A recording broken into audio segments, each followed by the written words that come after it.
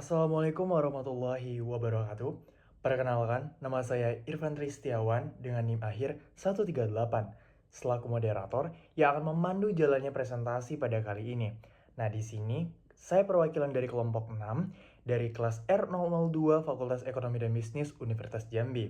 Nah, pada presentasi ini itu disusun untuk memenuhi tugas dari mata kuliah Manajemen Global Digital yang diampuh oleh Ibu Mala Fitriani Aira SEMSM, yang dimana di sini kami akan mempresentasikan mengenai materi tentang digital development, yakni tentang transformasi digital pemerintah melalui berbagai aplikasi inovatif e-government.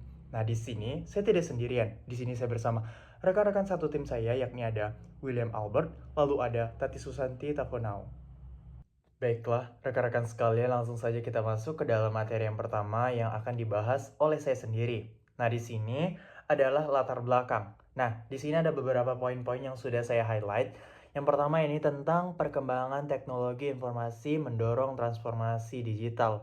Lalu ada pemerintah itu sudah mengembangkan namanya e-government, e-KTP dan juga smart city. Lalu masih ada beberapa kendala infrastruktur yang tidak merata, literasi digital yang rendah, budaya birokrasi yang kaku, dan isu keamanan data. Lalu juga ada solusi tentang pemerataan infrastruktur, peningkatan literasi, lalu juga reformasi budaya birokrasi. Dan yang terakhir tentang digitalisasi itu meningkatkan layanan, transparansi, dan juga kepercayaan masyarakat.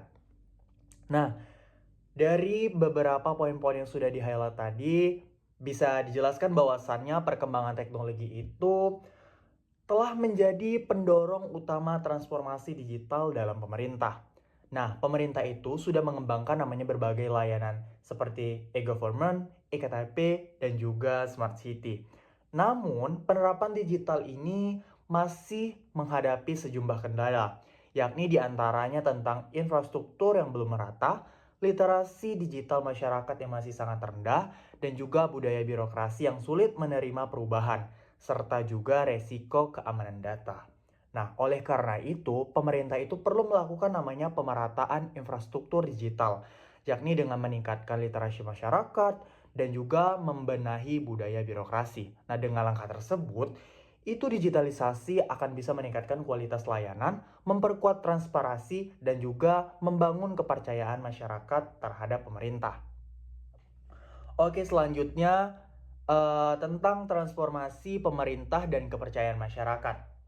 Nah, di sini poin pertama, yakni transformasi pemerintah adalah perubahan menyeluruh dalam tata kelola. Nah, jadi transformasi itu adalah mengubah cara kerja pemerintah dari sisi manual menjadi digital agar lebih efektif dan juga responsif. Lalu kedua, pemerintah digital meningkatkan kualitas layanan publik. Nah, maksudnya itu adalah layanan itu menjadi lebih cepat dan juga mudah diakses dan tidak lagi bergantung pada proses birokrasi yang lambat. Lalu poin ketiga yakni tentang kepercayaan masyarakat adalah fondasi legitimasi pemerintah. Maksudnya apa? Yakni jadi pemerintah hanya akan berjalan efektif jika masyarakat itu memberikan kepercayaan terhadap layanan dan kebijakan yang sudah dibuat. Nah, lalu poin keempat yakni adalah e-government itu meningkatkan transparansi dan juga akuntabilitas. Maksudnya adalah sistem digital itu memungkinkan masyarakat itu melihat proses layanan dengan jelas sehingga mengurangi namanya peluang penyalahgunaan kewenangan. Dan poin yang kelima adalah transformasi digital memperkuat kepercayaan publik, yakni tentang ketika layanan itu menjadi transparan dan efisien, nah itu masyarakat tuh jadi bisa lebih percaya pada kinerja pemerintah. Oke, rekan-rekan sekalian, selanjutnya kita masuk ke dalam materi tentang transformasi layanan yang diaktifkan secara digital di sektor publik. Nah, jadi kerangka kerja transformasi digital ini tuh bertujuan untuk menjelaskan komponen, langkah yang strategis yang diperlukan agar layanan publik digital itu berjalan secara efektif. Nah, poin pertama yakni tentang kerangka kerja transformasi digital sangat diperlukan. Maksudnya itu adalah jadi, supaya transformasi itu berjalan dengan efektif, nah jadi pemerintah itu harus punya namanya panduan atau kerangka kerja yang sangat jelas gitu. Lalu poin kedua tentang kapabilitas teknologi, yakni tentang jadi pemerintah itu memerlukan namanya infrastruktur digital. Jadi, tentang jaringan internet, sistem aplikasi, dan juga keamanan data yang kuat. Nah, poin ketiga yakni tentang kapabilitas sumber daya manusia atau SDM. Nah, jadi aparatur itu harus memiliki namanya kemampuan jadi untuk mengoperasikan teknologi itu dengan memahami sistem digital tersebut. Nah, jadi poin keempat. Jadi tentang kapabilitas proses dan organisasi. Nah, di sini pemerintah itu perlu membuat namanya aturan, pedoman, dan juga kebijakan untuk mendukung penggunaan teknologi digital. Nah, poin keenam atau poin terakhir tentang transformasi digital adalah strategi untuk perubahan organisasi. Nah, artinya itu apa? Artinya digitalisasi itu bukan sekedar untuk menggunakan teknologi saja, tetapi juga merombak bagaimana cara kerja organisasi secara menyeluruh. Baik, izinkan saya memperkenalkan diri. Saya William Albert dengan NIM C1B023016. Saya akan membahas tentang memberdayakan partisipasi masyarakat dalam proses layanan publik. Nah, dalam materi ini kita akan melihat dari 3 perspektif. Pertama, mari kita lihat dari perspektif ekologi masyarakat. Nah, di sini partisipasi masyarakat sangat penting. Contohnya, masyarakat membantu menjaga kebersihan keamanan lingkungan seperti membuang sampah pada tempatnya, menjaga ketertiban, dan melaporkan potensi kejahatan yang ada. Nah, hal-hal kecil seperti ini sebenarnya sangat berpengaruh dalam meningkatkan kualitas layanan publik secara keseluruhan. Nah, kemudian kita coba lihat dari perspektif administrasi publik. Nah, masyarakat tidak hanya menjadi penerima layanan tetapi juga menjadi mitra dan pengawas. Mereka terlibat dalam proses pengawasan, menjadi relawan dalam kegiatan sosial dan berperan dalam memantau serta mengevaluasikan layanan publik. Nah, jadi kontribusi masyarakat ini menjadi bagian yang sangat penting dalam penyelenggaraan layanan yang lebih efektif. Nah, selanjutnya itu juga ada perspektif dari masyarakat sebagai pengawasan dan mitra. Nah, dalam poin ini masyarakat juga dapat berperan sebagai pengawas dan mitra. Artinya, masyarakat bisa memberikan masukan, memperkuat lembaga pengawasan, serta meningkatkan transparansi dan akuntabilitas. Dengan adanya keterlibatan ini, proses pelayanan publik bisa berjalan lebih baik, lebih terbuka, dan tentu saja lebih responsif terhadap kebutuhan masyarakat. Nah, materi selanjutnya yang saya akan membahas adalah tentang pemerintah cerdas dan level kematangan digital sosiopolitikal. Nah, dari materi ini kita akan membahas. Pertama, kita masuk ke ciri utama pemerintah cerdas. Nah, sebenarnya apa yang sebenarnya yang kita maksud dengan pemerintah cerdas? Nah, intinya ini bukan hanya sekedar mengadopsikan teknologi, tetapi bagaimana teknologi itu mengubah cara pemerintah melayani dan berinteraksi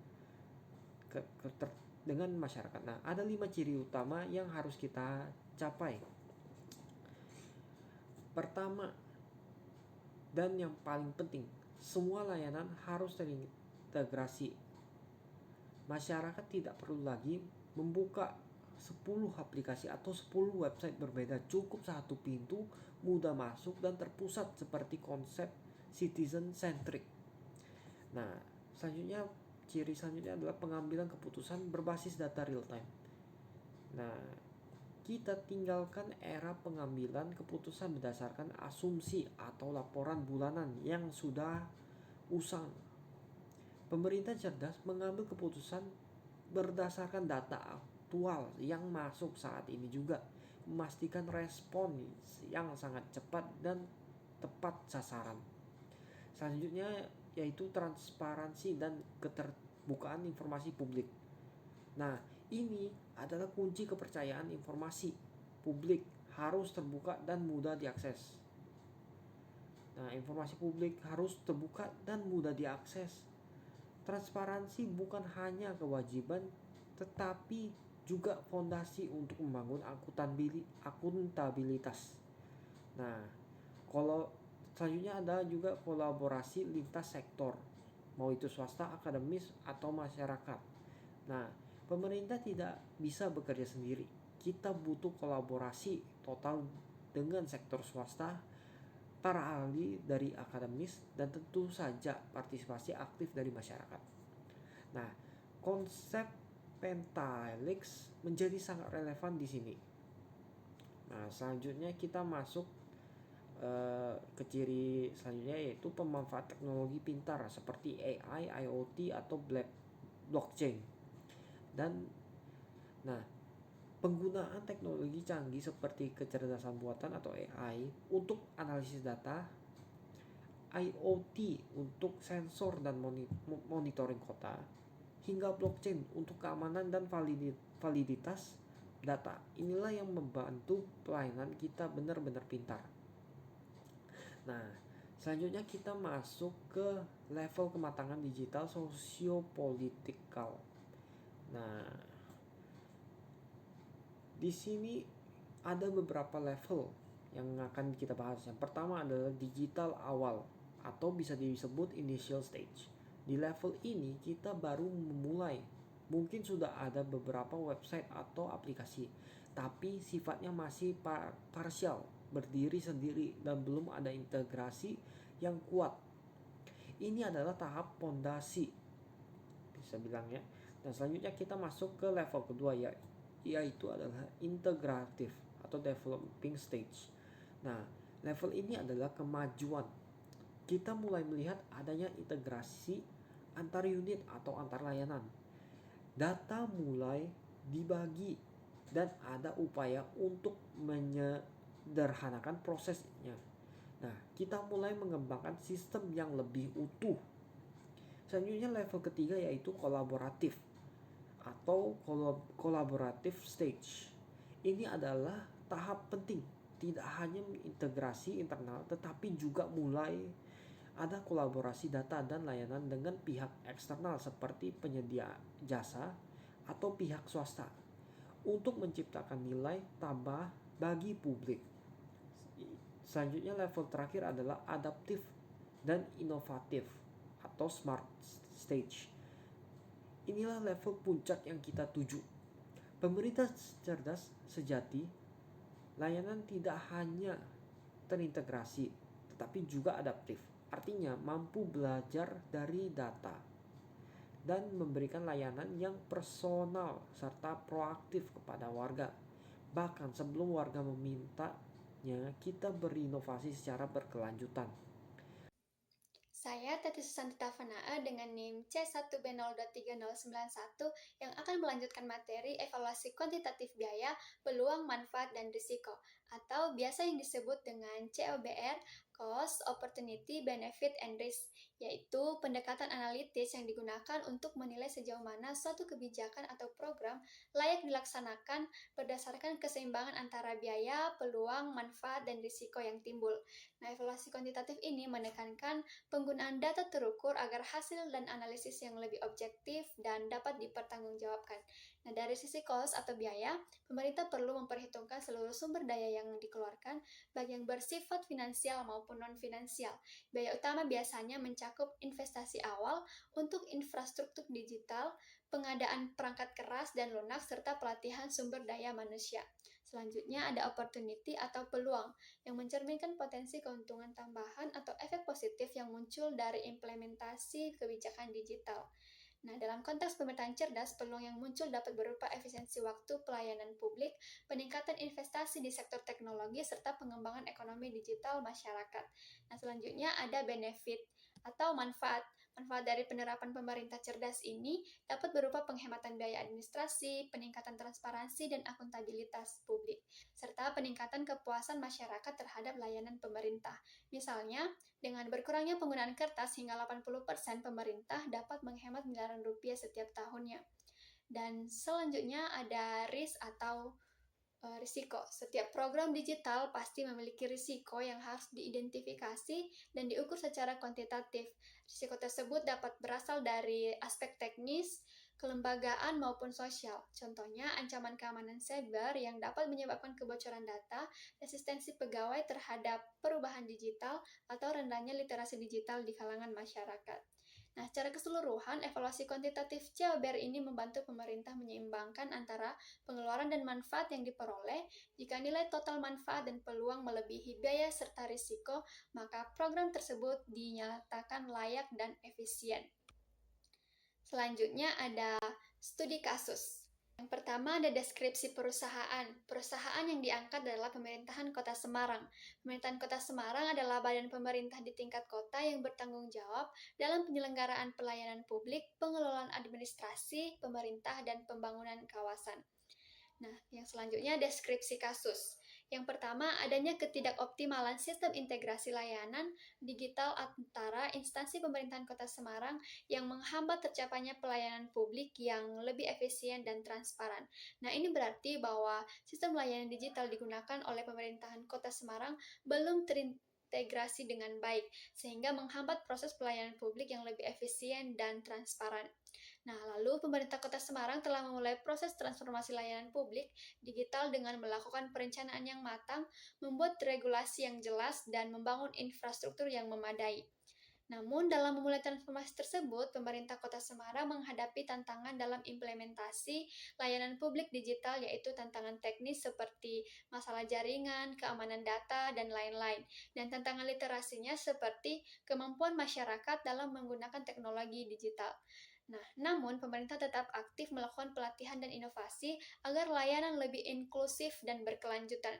Mereka melakukan pelatihan kepada masyarakat dan aparatur pemerintah untuk meningkatkan kemampuan dalam menggunakan teknologi digital, serta melakukan inovasi untuk membuat layanan lebih inklusif, yang dapat diakses oleh semua lapisan masyarakat dan berkelanjutan dalam jangka waktu yang panjang.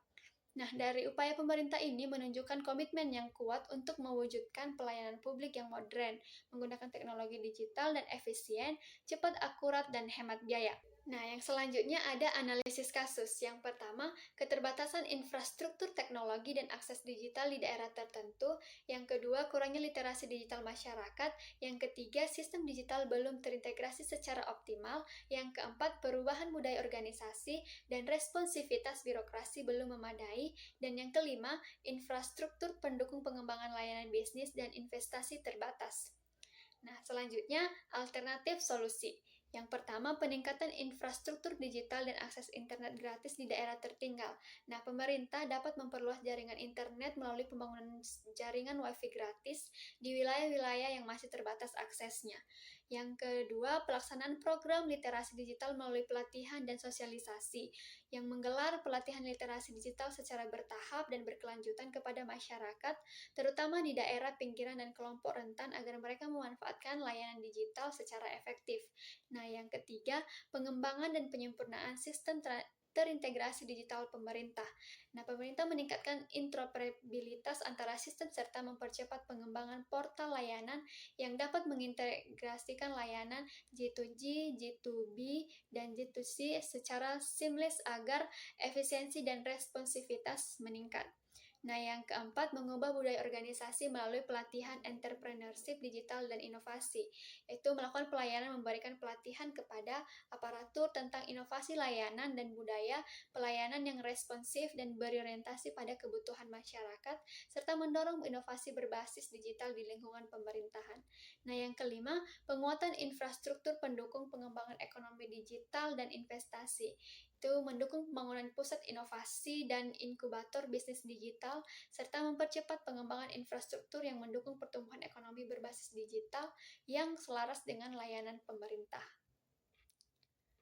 Nah, selanjutnya ada rumusan rekomendasi. Yang pertama, pemerintah Kota Semarang harus mempercepat pembangunan infrastruktur digital yang merata, termasuk pelibatan masyarakat melalui program WiFi gratis di wilayah tertinggal dan di daerah rawan akses. Yang kedua, meningkatkan kapasitas literasi digital masyarakat melalui pelatihan, sosialisasi, dan penggunaan media yang tepat untuk memastikan seluruh lapisan masyarakat mampu memanfaatkan layanan digital secara optimal. Yang ketiga, mendorong integrasi sistem digital melalui pengembangan platform yang terpusat dan berbasis cloud guna mempercepat proses pelayanan dan mengurangi redundansi data. Yang keempat, mengoptimalkan pengembangan layanan digital untuk sektor bisnis dan investasi.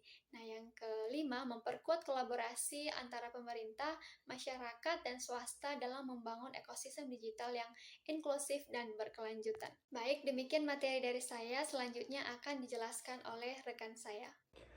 Baiklah rekan-rekan sekalian, setelah pemaparan dari rekan-rekan satu tim saya tadi, nah tibalah kita masuk ke dalam sesi kesimpulan dari hasil materi kami tadi. Nah jadi, kesimpulan dari materi ini dapat disimpulkan bahwasannya transformasi digital melalui e-government itu yakni meningkatkan efisiensi, transparansi, dan juga akuntabilitas layanan publik.